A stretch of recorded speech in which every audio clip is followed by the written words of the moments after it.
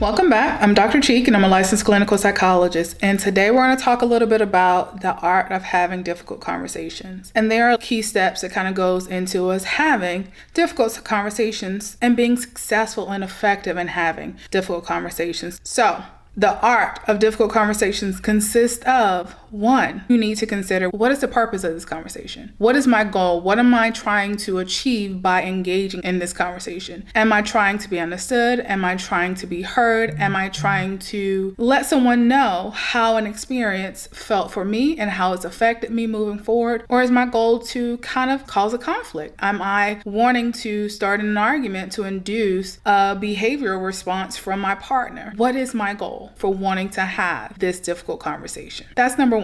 Number two is being aware of and coming up with a strategy to deal with emotional triggers. Inevitably, when we're engaging in a difficult conversation, whether it's with our partners, whether it's with our family, whether it's with our friends, whether it's with our management or leadership team, there will be emotions involved.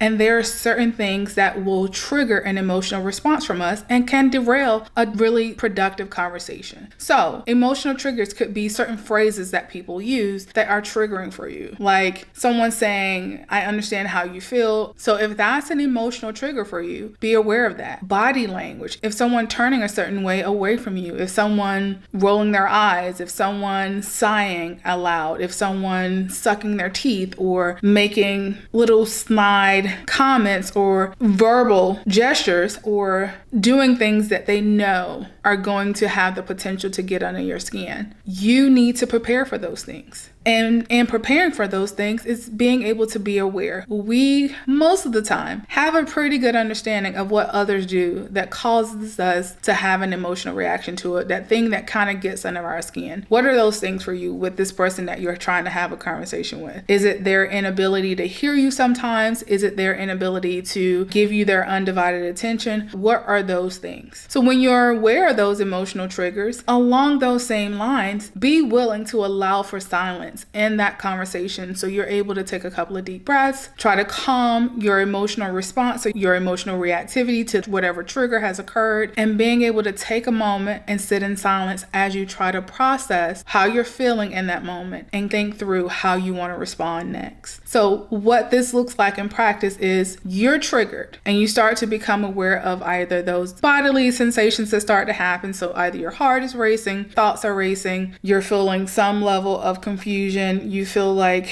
running away from the conversation, and you feel like shutting down. If you notice some of those things are happening, take a moment, collect yourself, be willing to sit in silence. And if you have to explain to the person that you're sitting with, like, just give me a moment, I need to think about how I want to respond to what you just said, which is actually what you're doing. You're going to take that time to think about how you want to respond, considering that overall goal that you were wanting to achieve by engaging in this conversation to begin with. Along with being able to sit with those uncomfortable silences, try to, as much as you possibly can, avoid making assumptions about someone's thoughts, emotions, and motivations for their behaviors, and replace that assumption with some level of curiosity. Start to wonder or ask them, why are you responding that way? Why are those your thoughts? Why are you thinking that way? What happened to cause you to feel that way? What did I do? What happened in the environment that caused you to feel that way? So replace your assumptions about why someone is feeling this way,